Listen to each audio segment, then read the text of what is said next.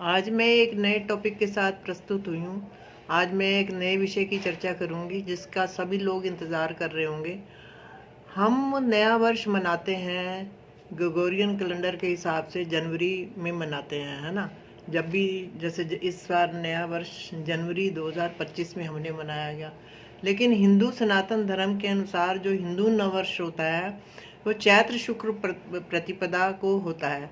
उस दिन आज जैसे 30 मार्च है, आज चैत्र शुक्ल प्रतिपदा है, तो आज का हिंदू मैथोलॉजी के अनुसार आज एक नए वर्ष का शुरुआत हुई है, जो कि आज बहुत ही पवित्र दिन है। जैसे सब जानते हैं आज नवरात्रे का भी प्रारंभ हुआ है, आज गुड़ी पड़वा भी है, ठीक है। तो अब हमें ये देखना है कि इस नव वर्ष में राजा और मंत्री कौन है, राजा कौन है और मंत्री कौन है। तो राजा का डिसाइड हम इस तरीके से करते हैं कि चैत्र शुक्ल प्रतिपदा के दिन जो वार होता है उसका स्वामी जो होता है वो राजा होता है। तो आज रविवार है, राइट।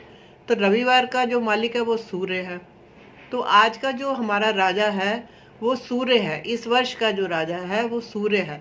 और 13 अप्रैल को जब सूर्य संक्रांति होगी, जब सूर्य संक्रांति का मतलब सूर्य एक राशि से दूसरी राशि में जब जाएगा तो उसको सूर्य संक्रांति बोलती है। तो 13 अप्रैल को सूर्य जो है ना मीन राशि से निकलकर मेष राशि में जाएगा और उच्च का हो जाएगा।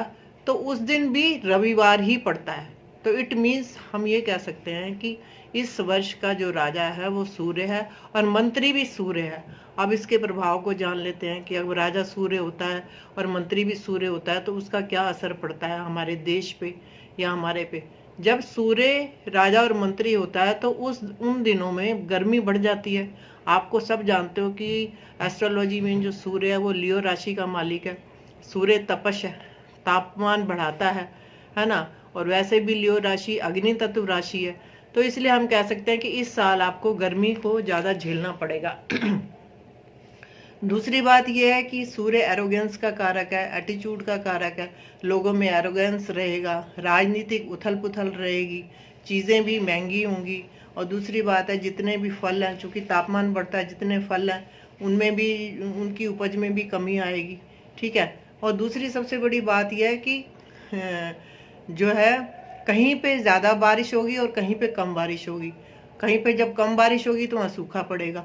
और कई बार हमारे पेरेंट्स भी इस बात को पूछते होते थे कि संवत्सर कहाँ पर बैठा है, इस बार संवत्सर कहाँ पर बैठा है। क्योंकि जो विक्रम संवत का प्रादुर्भाव चंद्रगुप्त मौर्य की वंश से ही हुआ था।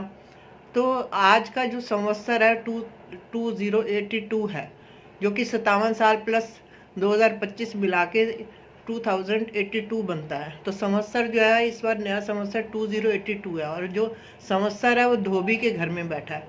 धोबी के घर में बैठने का मतलब ये है कि आपको जो है पानी तो होगा, लेकिन कहीं पे अतिवृष्टि होगी, कहीं पे भूस्खलन होगा, कहीं पे आपका जो है ना भूकंप आ सकते हैं और कहीं पे सूखा पड़ सकता है। और इसके साथ साथ राजनीतिक उथल पुथल होगी, छात्रों में अपना विरोध भावना होगी, एक दूसरे से लड़ाई झगड़े का हो सकता है, लड़ाई झगड़े का कारण बन सकता है। तो इस प्रकार हम कह सकते हैं कि सूर्य का राजा और मंत्री होने से हमें ये चीज़ मिलेगी। हालांकि बारिश होगी।